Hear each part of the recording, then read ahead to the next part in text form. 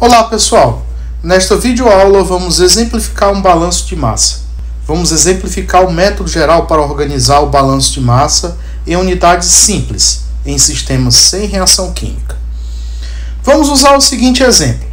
Uma corrente contendo a mistura etanol-metanol, 40% em massa de etanol, é alimentada a uma vazão mássica de 100 kg por hora em uma coluna de destilação. O destilado contém 90% de metanol, 80% do metanol alimentado à coluna de destilação deve ser recuperado na fração de destilado. Neste problema é pedido o seguinte: desenhe e rotule o fluxograma de processo, escreva as equações para o balanço de massa, encontre a vazão mássica do destilado, a vazão mássica de resíduo, ou seja, a fração de fundo, e a composição desta corrente residual. Inicialmente, vamos então desenhar e rotular o fluxograma de processo, a coluna de destilação, a corrente de alimentação, as correntes de topo e de fundo. Vamos também representar os dados da vazão mássica. Vamos delimitar o nosso sistema. Podemos delimitar como sistema a coluna de destilação. Afinal de contas, é ela que será o alvo da nossa observação e será o objeto do nosso problema. Percebam que em nosso sistema há troca de massa. Há fluxo contínuo de alimentação e de saída. É um sistema aberto, operando continuamente. Vamos supor também o estado estacionário. Como segundo passo, vamos rotular todas as correntes. A corrente A será a alimentação, a corrente B será a corrente de fundo e a corrente D de destilado. De acordo com o enunciado, vamos rotular as composições conhecidas. E como faremos isso? Vamos chamar de X a composição. O termo que está sobrescrito, vamos representar a corrente. E o termo subscrito, vamos representar o componente. Etanol representaremos pela letra E e metanol representaremos pela letra M. É importante falar que o somatório de todas as composições em uma corrente, de todos os componentes, portanto, é igual a 1, ou seja, percentualmente igual a 100%. Ao escrever o balanço de massa, teremos o balanço global e dois outros balanços específicos para cada componente. Nós temos dois componentes, metanol e etanol. Estes dois componentes gerarão dois balanços individuais, um para cada componente.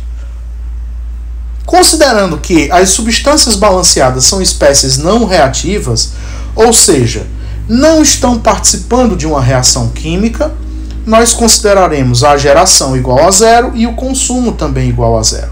Assim, tudo que é alimentado em termos mássicos pela corrente A deverá sair pela corrente D e pela corrente B. De forma individual, se multiplicarmos a vazão mássica pela composição específica para cada componente, teremos o valor mássico para aquele componente naquela corrente específica. Assim, faremos para etanol e para metanol. E consideraremos também, como já dito, o sistema em estado estacionário. Portanto, faremos o acúmulo igual a zero. Com isso, esboçamos as equações de balanço de massa. Usando a informação auxiliar de que 80% do metanol é alimentado, que é alimentado a coluna de destilação deve ser recuperado no destilado, podemos então resolver estas equações. Fazemos também a consideração de que a composição de metanol na corrente B somada à composição de etanol na mesma corrente é igual a 1. Com isso, determinamos todas as variáveis desconhecidas. Trata-se simplesmente de resolver um sistema de equações algébricas. É importante também refletir, ao tentar resolver um problema de balanço material como esse, sobre algumas perguntas. Por exemplo, quantas equações precisamos e de onde elas podem vir? O problema específico é solvível? A informação disponível é suficiente? Esta informação fornece uma abordagem estruturada para decidir a ordem que as equações devem ser resolvidas? Toda vez que vamos iniciar a resolução de um problema de balanço e massa, antes mesmo de efetuar os cálculos, é preciso avaliar o problema. Um fluxograma devidamente desenhado e rotulado pode ser usado para determinar, antes de qualquer cálculo, se o problema dado pode ou não ser resolvido com a informação conhecida. O procedimento para fazer isso é conhecido como análise de graus de liberdade. E como proceder a esta análise?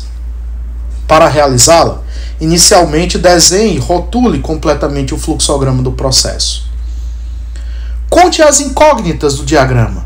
Conte depois as equações independentes que as relacionam. Subtraia o número de variáveis desconhecidas do número de equações independentes.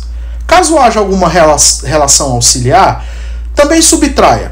Assim você obterá, ao fim, a análise desejada. Existem 3 possibilidades. Se o número de graus de liberdade for igual a 0, existem n equações independentes em n incógnitas e o problema pode ser, em princípio, resolvido. Se o número de graus de liberdade for maior do que 0, existem mais incógnitas do que equações independentes. Isto significa que os valores de variáveis adicionais devem ser especificados antes que as restantes possam ser determinadas. É possível que esteja faltando relações, ou que o problema esteja subespecificado, ou tenha infinitas soluções. Se o número de graus de liberdade for menor do que 0, existem mais equações do que variáveis. Pode ser que o diagrama esteja mal rotulado ou que o problema esteja super especificado com relações redundantes e possivelmente inconsistentes. Nesses 2 últimos casos, não faz muito sentido perder tempo tentando resolver o problema até que as equações e as incógnitas estejam balanceadas. Muito cuidado. Observe também que o nosso problema apresenta um número de graus de liberdade igual a 0.